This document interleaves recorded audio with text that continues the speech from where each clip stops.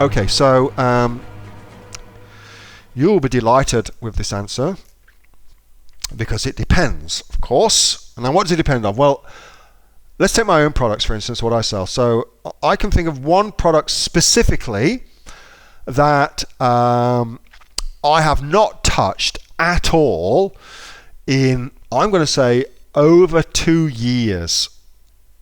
Over 2 years. I've not touched it at all. Haven't done anything to it. It's just kind of held its positioning. It's a pretty unique product, and it just makes consistent sales. Doesn't really get affected by seasonality or holiday style promotions, like it was probably my worst performing Prime product, for instance. But it consistently just does its thing. Okay, so I've got that. And then I've also got another product that I'm thinking of that I have to perpetually launch. So it's always in launch mode, this particular product that I'm thinking of. And that's because it is in a hyper competitive marketplace where new people are constantly entering that marketplace and trying to usurp the page one position that my product holds. And so I constantly I'm launching it. It's always in launch mode. It's always on special. It's always getting advertising done to it. It's always getting marketed outside of Amazon too. It doesn't end for that particular product. And then other products are seasonal product that I sell. So I'm kind of leaving them alone until approximately 30 days before the searches start to increase for them, and then I get to work to re-energize the listing, which is kind of a relaunch, I guess, and get them ranking again, ready for the kind of, the Valentine's thing what's coming up, or the Easter thing that's coming up, for instance, or the Christmas season, whatever it may be.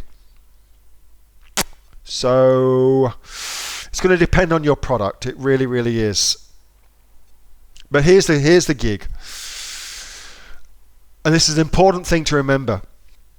On Amazon, you are competing with every other product that has been indexed for the search terms that you are trying to rank your product for.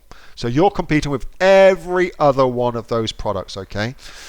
And I think the most important thing to keep at the forefront of your mind is that Amazon is watching everything, and specifically what Amazon is always trying to do as far as their own product selection for SEO goes, so where they put products, your products, anybody's products, in the search engine's results page.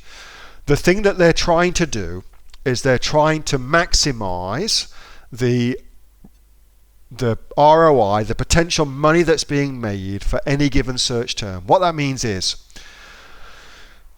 anytime somebody comes to Amazon, sits at their computer or on their iPad or on their phone, whatever it may be, and types in a search, Amazon's trying to make as much money as possible from that person, both in the short term and, as we've discovered in my inner circle, in the long term as well. So it ought to come as no surprise, therefore, that some products are going to require constant fettling, as my dad would say, to maintain their position because of that.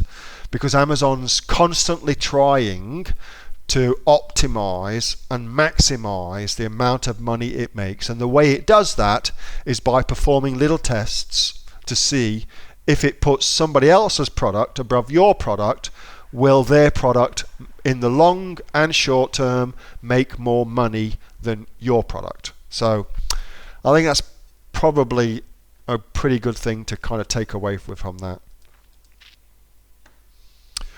What's your ROI on your continual relaunch product? Man, oh man. I think, Murray, and I'm kind of going to have to pull a figure out my arse, mate, if I'm honest.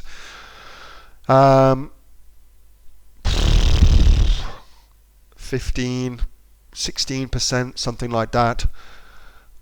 Without going and having a look for you, I think it's about 15, 16%, something like that.